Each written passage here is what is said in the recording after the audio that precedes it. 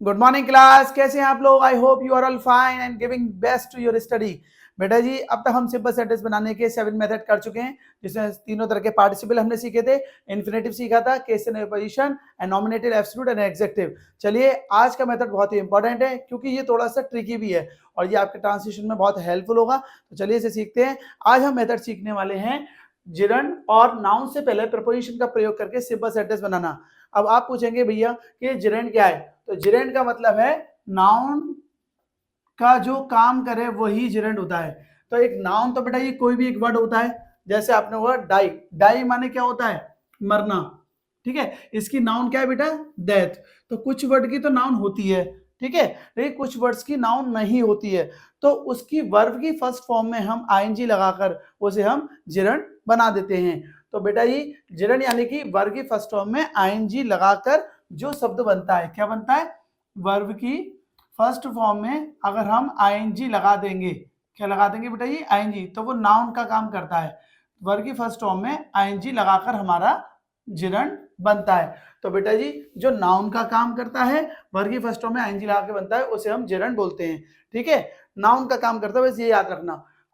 अब हम बात करते हैं जिरंड या नाउन से पहले प्रपोजिशन लगाकर, क्योंकि प्रपोजिशन इंग्लिश ग्रामर में रूल है बेटा कि प्रपोजिशन या तो नाउन से पहले आएगी या फिर वर्ब की फर्स्ट फॉर्म में आईएनजी से पहले आएगी। और मैंने आपको बताया वर्ब की फर्स्ट फॉर्म में आईएनजी कब लगानी है, क्योंकि कुछ वर्ड्स की जैसे डाई है तो इसकी डेथ हो जाती है, ठीक है, लेकिन कुछ वर्ड्स की नाउन नहीं होती है, तो उसकी वर्ब की फर्स्ट फॉर्म में हम आईएनजी लगाकर उसे नाउन बनाते हैं, जिरंड बनाकर। तो चलिए, कुछ स्पेशल प्रपोजिशन है। प्रपोजिशन तो बहुत सारी होती है बेटा जी, जैसे in, at, on, from, with, without, lots of. लेकिन जो जिरंड में, जो सिंपल सेंटेंस में जो मेन प्रपोजिशन है वो ये रही है। तो आप इनको यहाँ से नोट करिएगा और प्रॉपर मैंने आपके लिए इंपॉर्टेंट वो सेंटेंस लिखे हैं जो एग्जाम में मोस्टली टाइम पूछे गए हैं। तो चलिए स्टार्ट करते हैं। माई मदर इज इल, मेरी माँ क्या है? बीमार है। सी हैज अ फीवर, उनको क्या है? फीवर है। मेरी माँ बीमार है और उनको क्या है बेटा? बुखार है। अब इन दोनों सेंटेंस को जोड़कर एक सेंटेंस बनाना है, तो हम कैसे बोल सकते हैं? मेरी माँ बीमार है, उन्हें बुखार है, यानी मेरी माँ बीमार है बुखार के कारण बोल सकते हैं। तो ड्यू टू का मतलब होता है के कारण, तो यहाँ लिख दे रहा हूं मैं, ड्यू टू का मतलब क्या होता है? के कारण। आपको इन प्रपोजिशन की इंग्लिश मालूम होनी चाहिए, ठीक है। तो के कारण के लिए हम क्या लाएंगे? ड्यू टू या ओइंग टू। तो हम लगा सकते हैं मेरी माँ बीमार है बुखार के कारण। तो ड्यू टू याद रखना बेटा, ये शुरू में ही लगेगा। आप चाहे ड्यू टू लगाओ चाहे ओइंग टू लगाओ, दोनों आप स्टार्टिंग में लगाओगे। तो ड्यू टू किसके कारण? ड्यू टू फीवर, बुखार के कारण, कॉमा मेरी माँ जो है इज इल, मतलब बीमार है। माय मदर इज इल, ठीक है, शी की जरूरत ही नहीं है, माय मदर इज इल, ठीक है बेटा। इसको हम ऐसे ही बना सकते थे, ड्यू टू हैविंग, हैज है ना, इसे हम हैविंग भी कर सकते थे कि due to having fever, comma my mother is ill, ठीक है बेटा, बुखार के कारण मेरी माँ बीमार है। दूसरा, Ram saw the moon, Ram ने किसको देखा? चंद्रमा को देखा। ही बिकेम हैप्पी, वो खुश हो गया। राम ने चंद्रमा देखा और वो खुश हो गया। इसको हम कैसे बना सकते हैं? चंद्रमा को देखकर राम खुश हो गया। तो पहले चंद्रमा देखा तभी तो खुश हुआ है, तो हम लगा सकते हैं ऑन सीइंग। सॉ की हम क्या कर देंगे? फर्स्ट फॉर्म में आईएनजी लगा देंगे, तो ये वर्ब हट जाएगी। मैंने आपको बताया ना, सिंपल सेंटेंस में हमें वर्ब हटानी होती है क्योंकि एक ही सब्जेक्ट होगा और एक ही वर्ब। तो ऑन सीइंग द मून, चंद्रमा को देखकर, कॉमा ही किसके लिए आ रहा है? राम के लिए आ रहा है, तो राम लगा देंगे। Ram became happy. एक तो बेटा इसको ऐसे भी बना सकते हैं, दूसरे तरीके से बना सकते हैं हम इसको आफ्टर लगाकर। कैसे? इसकी हिंदी क्या निकल रही है? चंद्रमा को देख कर, कर के लिए ध्यान रखना बेटा जी, जब किसी वर्ड में कर लगता है, ठीक है ना, देख कर, तो देखने की इंग्लिश क्या थी? सी, सॉ, ठीक है, उसकी फर्स्ट फॉर्म में एनजी लगा दिया तो कर लग गया। तो कि जैसे आप ट्रांसलेशन करो तो याद रखना, जब किसी में कर लगाना हो, देख कर, मुड़ कर, सोच कर आईएनजी लगाएंगे, ठीक है। तो ऑन सीइंग द मून, चंद्रमा को देखकर राम बिकेम हैप्पी, ठीक है बेटा जी। अब आगे जा रहे, इसको हम ऐसे ही बना सकते हो, अपनी लाख लिख दे रहा हूं कि हम इसको ऐसे भी तो बोल सकते हैं, राम खुश हुआ चंद्रमा को देखकर, या चंद्रमा को देखने के बाद राम खुश हुआ, राम ने चंद्रमा देखा और वो खुश हो गया। तो यानी कि चंद्रमा देखने के बाद ही तो खुश हुआ, तो हम ऐसे बना सकते हैं आफ्टर सीइंग, ठीक है। या आप इसे लिख लो, Ram became happy after seeing the moon, ठीक है, आफ्टर जाता है बीच में आता है, क्या बनेगा? राम खुश हो गया, राम बिकेम हैप्पी, राम खुश हो गया, Ram became happy after seeing the moon, ठीक है बेटा जी, तो आप इसे आफ्टर से भी बना सकते हैं। ठीक है, ऑन सिंग भी बेटर है आपका, जो आपको इजी लगे आप उस मेथड से बना लीजिएगा। ही गेव मी एडवाइस, उसने मुझे सलाह दी। ही आल्सो हेल्प्ड मी, उसने मेरी मदद भी करी। यहाँ देखिए दो काम एक साथ हो रहे हैं, वो मेरे को मदद भी कर रहा है और मेरी को सलाह भी दे रहा है, सलाह भी दे रहा है, मदद भी कर रहा है। तो हम इसे कैसे बोल सकते हैं, उसने नाम मुझे सलाह दी बल्कि मेरी मदद भी करी। तो नॉट ओनली बट आल्सो, पर नॉट ओनली बट आल्सो किस में आता है बेटा जी, कंपाउंड सेंटेंस में। तो इसमें हम बनाएंगे सलाह देने के अतिरिक्त उसने मेरी मदद भी करी। तो बिसाइड का मतलब क्या होता है, अतिरिक्त। जब दो काम हो रहे होते हैं तो हम क्या लगाते हैं, अतिरिक्त। तो बिसाइड की हिंदी क्या है, के अतिरिक्त।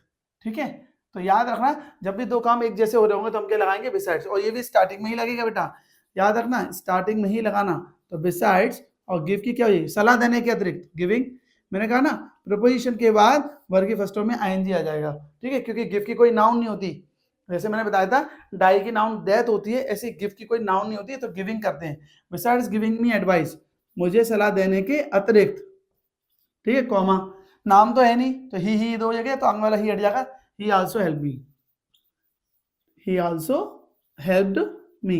आई होप आपको ये बेटा क्लियर हो गया होगा। ध्यान रखना दोनों काम अगर एक साथ हो रहे हैं तो बिसाइड लाएंगे, और दो विरोधी काम होंगे तो क्या लगाएंगे, in spite of. In spite of का मतलब होता है के बावजूद, मतलब किसी भी काम के बावजूद, विरोधी बातों के लिए हम लगाते हैं इन स्पाइट ऑफ। ठीक है, देखिए I give my best effort, मैंने अपने बेस्ट एफर्ट दिए। आई could not pass the exam, मैं एग्जाम पास नहीं कर पाया।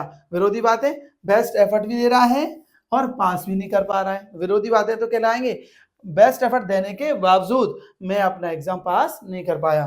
तो इन स्पाइट ऑफ भी बेटा ही क्या लगेगा, स्टार्टिंग में लगता है के बावजूद के लिए। In spite of giving, give की फर्स्ट ऑफ क्या हो जाएगी, giving. Giving my best effort, अपने बेस्ट एफर्ट देने के बावजूद, कॉमा, नाम तो है नहीं, आई है दोनों जगह, तो आप बीच वाला आई लाएंगे, आगे वाला आई हटा देंगे। I could not pass the exam, अगर नेम होता तो नेम लगाते। ठीक है बेटा जी, I could not pass the exam, ये इंपॉर्टेंट है बेटा, ये ध्यान रखना। बिसाइड का और इन स्पाइट ऑफ का ये दोनों बहुत बार पूछे गए हैं एग्जाम में। ठीक है, चलिए आगे देखते हैं। चंद्रमा निकला, the moon rose, the journey was not ended, ये एग्जाम में आ चुका है।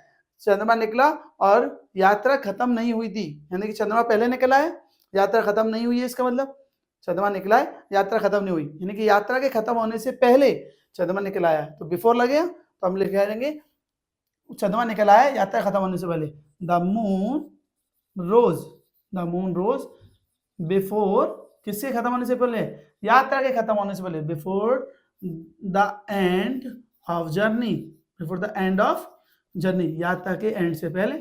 इजी है बेटा, है ना, यात्रा खत्म होने से पहले तो निकला है, तो बोले the moon rose before, before माने पहले, before the end of the journey, journey के एंड होने से पहले।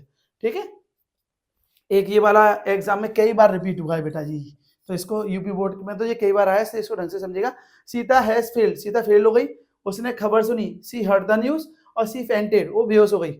सीता फेल हो गई, पहले फेल हुई होगी, फिर खबर सुनी होगी और वो बेहोश हो गई, बेहोश तो बाद में होगी। तो भाई इसमें क्या तीनों का एक तीन सेंटेंस का है बेटा, ये तो थोड़ा सा अच्छे से समझिएगा, इनको एक साथ कैसे बोल सकते हैं। सीता फेल हो गई, उसने खबर सुनी और वो बेहोश हो गई। तो अपने फेल होने की खबर सुनकर, भाई सीता बेहोश तो हुई है, ये तो एक काम है, तो इसे तो हटा नहीं सकते, लेकिन क्या है, उसने खबर सुनी है और फेल होने की, फेल हुई है फिर खबर सुनी है, तो फेल होने की खबर सुन गई तो बेहोश हुई है। तो हमें इसको इन दोनों सेंटेंस को मिलाना पड़ेगा हमें पहले, कि अपने फेल होने की खबर सुनकर सीता बेहोश हो गई। तो सुनकर के लिए क्या लाएंगे, ऑन हियरिंग, ऑन हियरिंग, सुनकर, क्या सुनकर, अपने फेल होने की खबर सुनकर, on hearing the news of her, अपने के लिए क्या लाएंगे, हर, ऑन हियरिंग द न्यूज, खबर सुनकर, किसी खबर सुनकर, ऑफ हर, फेल का क्या कर देंगे, फेलियर, अपने फेल होने की, फेलियर इसकी नाउन होती है तो इसकी नाउन हम बना देंगे, नाउन नहीं होती तो आईएनजी लगाते हैं। ठीक है, और हर्ड का हमने क्या कर दिया, हियरिंग। ठीक है ना, क्योंकि इसकी नाउन नहीं होती, जिसकी नाउन नहीं होती उसमें आईएनजी लगाएंगे, और जिसकी नाउन होती है उसकी नाउन लाएंगे। फेल की होती है ना नाउन, फेलियर, तो अपनी असफलता की, अपने फेल होने की खबर सुनकर, कॉमा, सी किसके लिए आ रहा है, सीता के लिए, तो नाम लगा देंगे, सी हटा देंगे। ठीक है, सीता फेंटेड, सीता बेहोश हो गई। ये बेटा ये एग्जाम में कई बार आया, इसको ढंग से आप करेगा। तो on hearing the news of her failure Sita fainted. तो ये कुछ एग्जाम्पल है, ध्यान है ना, बिफोर आफ्टर मैंने पहले या बाद में तो मालूम होगा, ऑन मतलब पर होता है बेटा जी, ठीक है। विदाउट वाला एग्जाम इंपॉर्टेंट है, मैं विदाउट वाला भी करा रहा हूँ आपको, आप इसका स्क्रीनशॉट ले लो बेटा, फिर मैं आपको विदाउट वाला करा दूंगा। Take the screenshot of it बेटा।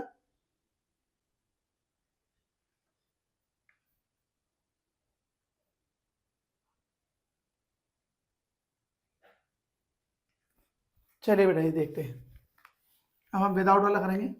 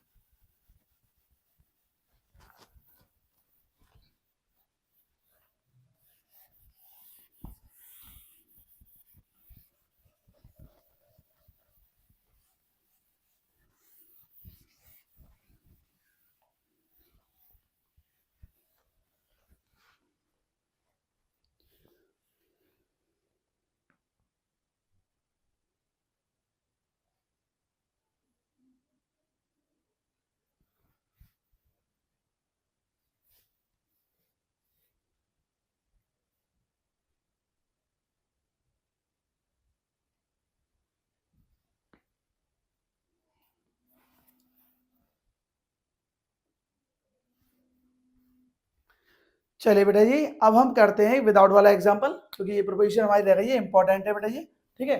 देखिए, यू हेल्प्ड मी, तुमने मेरी मदद करी, you helped me, I would have fail, मैं फेल हो जाता, तुमने मेरी मदद करी, आई वुड हैव फेल, नहीं तो मैं फेल हो जाता।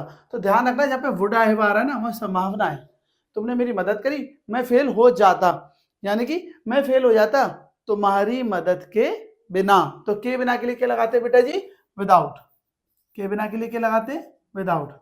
ठीक बनाएंगे, तुमने मेरी मदद करी, मैं फेल हो जाता, मैं फेल हो जाता, क्योंकि जो विदाउट है बेटा ये वो कभी भी स्टार्टिंग में नहीं आता, तो इसको पीछे लगाएंगे, आई वुड हैव फेल्ड, मैं फेल हो जाता, विदाउट योर हेल्प, तुम्हारी मदद के बिना। तो यू हेल्प को कर देंगे योर हेल्प, ठीक है, योर हेल्प, तुम्हारी मदद के बिना, तुम्हारी के लिए योर, मदद के लिए हेल्प, ठीक है बेटा जी। तो ध्यान रखना, जब भी वुड होगा तो आपको क्या लगाना है, विदाउट, इंपॉर्टेंट है ये, ध्यान रखना। एक ऐसी फॉर आपको कब लगाना है, जब मनी दे रखा हो, जब भी पैसे की बात हो तो आप फॉर लगाना।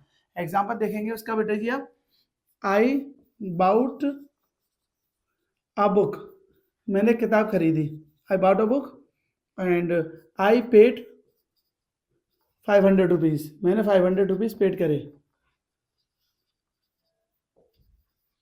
आई पेड 500 रुपीज। तो बेटा यहाँ पर क्या है, आई बाउट अ बुक, मैंने किताब खरीदी और मैंने 500 रुपीज पे किए, तो मैंने 500 रुपए के लिए तो किताब खरीदी, तो आप लिख दीजिए I bought a book for, I तो दो बार है तो एक बार लग चुका है, तो इसको हटा देंगे और पेड हटाई देंगे, जहां भी पेड शब्द है वहां फॉर लगा देना। I bought a book for 500 rupees, 500 rupees, ठीक है बेटी। आई होप आपको ये समझ में आ गया होगा कि जब भी मनी की बात हो तो फॉर लगाना, दो काम एक साथ हो रहे हो तो बिसाइड लगाना, विरोधी बातें हो तो इन स्पाइट ऑफ लगाना बेटा जी, बिफोर आफ्टर पहले या बाद के लिए, ठीक है, पहले या बाद के लिए हम बिफोर या आफ्टर लगाते हैं। ऑन मतलब पर होता है वैसे, लेकिन ज्यादातर वैसे सुनकर या देखकर तो हम उसके लिए ऑन हियरिंग, ऑन वर्ग की फर्स्ट कंप्लीसन जो आईएनजी आता है उससे पहले हम ऑन लगाते हैं, कर के लिए, किसके लिए, कर के लिए। विदाउट मैंने बता दिया, के बिना, जहां पे वुड दे रखा हो वहां पर आप बेटा जी विदाउट लगाना, ठीक है। और ड्यू टू और ऑन टू का मतलब होता है के कारण, जो कि स्टार्टिंग में लगता है। ये तीन, एक दो और ये तीन, ये तो तीनों बेटा स्टार्टिंग में ही लगेंगे, ठीक है, ये चार आंसर, ठीक है। आई होप आपको प्रीपोजिशन से सिंपल सेंटेंस बनाना आ गया होगा। अगर बेटा जी डाउट हो तो प्लीज मुझसे कमेंट बॉक्स में जरूर पूछिएगा, और वीडियो अच्छी लगे तो लाइक और शेयर जरूर करना। Thank you and take the screenshot of it.